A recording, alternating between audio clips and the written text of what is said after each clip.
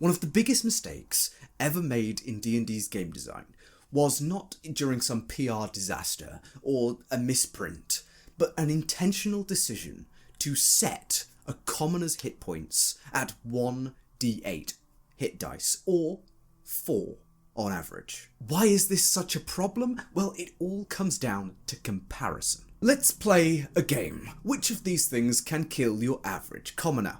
A sturge, a punch, falling 10 feet, a strike with a whip or a dagger, being hit with a tankard or a table leg, or a frying pan. If you guessed all of the above, you would be correct. In fact, even the least deadly among these have a 25% chance of instantly knocking a 4 hit point commoner to no health, which in most games regarding NPCs means they are dead. 99% of the monsters that exist in Dungeons & Dragons can kill a commoner before the commoner can kill them. Heck, even 2 cats might stand a decent chance against your average fella. This isn't a bother in itself. After all, our heroes even at level 1 need to be exemplary individuals, capable of succeeding where regular folks couldn't dream of success. The trouble comes in the fact that everyone at the table knows this. It's all well and good if your characters know that any altercation with a monster is a deadly prospect for the average person. But the fact that the players are aware of this fact as well, the fact that these commoners only have 4 hit points, that is where the problem lies. Unintentionally, without even thinking too much about it, they calculate the minimum rolls of damage of their abilities and discover that even the weakest among them have the chance to still annihilate this commoner everyman. Now, few players do this to abuse the game's systems, and even fewer choose to act upon this information and go around murdering everyone. But by statting out the exact number you need to kill your average commoner, each NPC who uses that stat block becomes just a little less real. It's symptomatic of video games too. Once you discover you could massacre an entire city almost worth of NPCs with very little difficulty, then their concerns only matter as much as you can mechanically engage with them for trade, quests, or backstory purposes. Even if your players try really hard not to metagame, they're still invariably surprised when someone who seems to be a commoner survives a hit from an enemy, and automatically ascribe that NPC more value. Maybe they expect them to have class levels or be some secret hero in disguise. Yes, commoners generally having 4 hit points is an in-game convenience, but in its metagame applications, it severely harms verisimilitude. If any humanoid survives a hit, they're automatically seen as more useful or dangerous than the average person, and it's hard for players not to treat them as such. The immediate reaction might be to buff the commoner. After all, most of these people are labourers, craft workers, or field workers. They're not weak. Sailors and farmhands are notoriously tough, especially in our world. So perhaps we should simply have more permutations of the common folk. More stat blocks. Some stronger, some weaker. After all, that saves our concern for the metagame of expecting a person who can take a hit to be special. Right? Well, that's only really half of a solution. You see, we still have trouble with NPCs.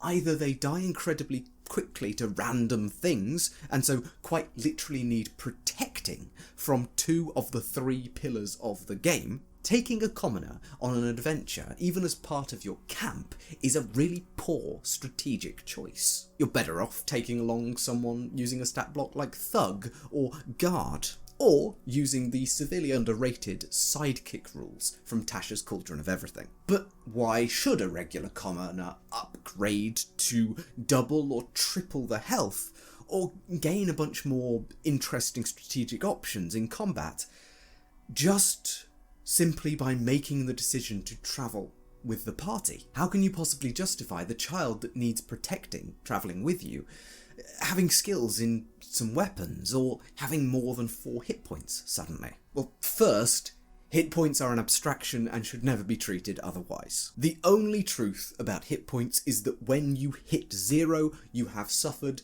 a mortal wound, a wound that can and may kill you. It doesn't matter if you reflavour the rest of the damage as glancing blows, bruises, or non-lethal near misses, or decide to use the whole hit point pool as an analogue for rapid physical exhaustion. Just please treat them in a way beyond a basic numerical slider. 5e is literally designed so that the only hit point that matters is your last one. So make "did you survive" the main metric of how nasty a blow is.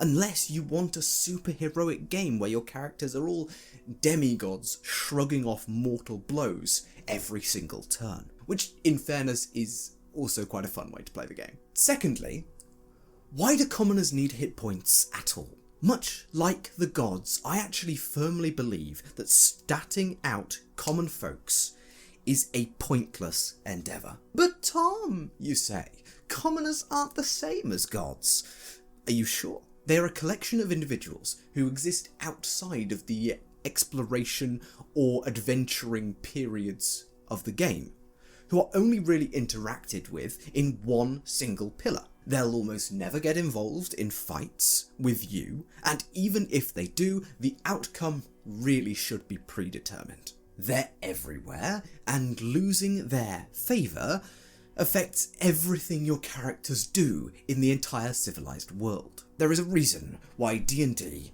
except in some products, which we are not talking about today, doesn't tend to stat out gods. They're not really on the table. Gods break the rules of the game.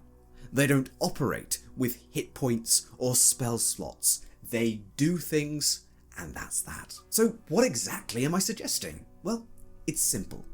Don't give your commoners hit points. Don't stat them out at all. If your current NPC is a friendly blacksmith, then he's probably stronger, bulkier, and more charismatic than average. If he needs to make a roll that relies on these things, give him a small bonus, or simply just trust the dice. Considering he's relatively tough, maybe he can take a hit.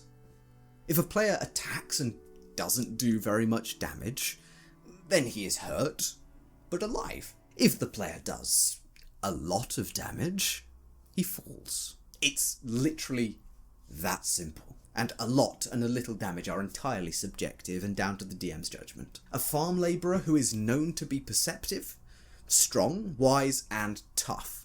Maybe he gets a +3 to perception. If you want, it doesn't matter too much. Basically, if a commoner is attacked by something that feels like it probably should kill them, they're dead.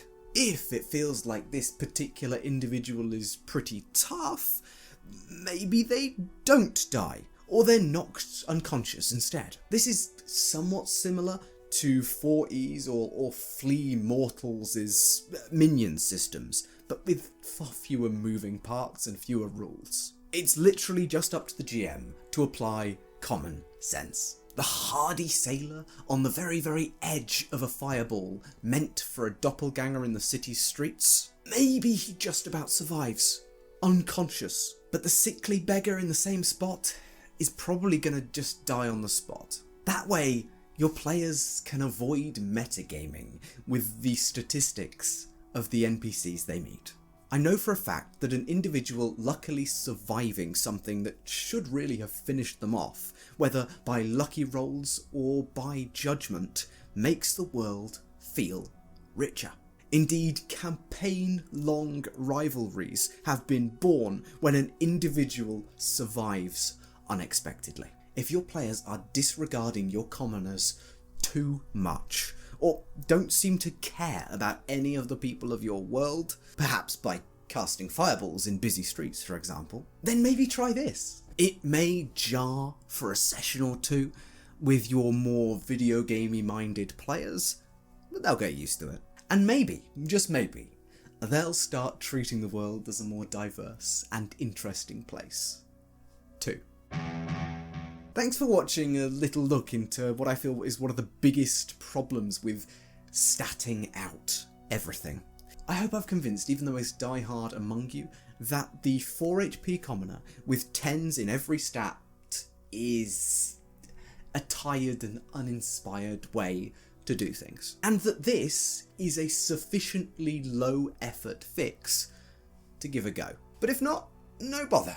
Some people love crunch above all else, after all. In any case, I've been Tom, otherwise known as the Grungeon Master, and I will see you in the next video.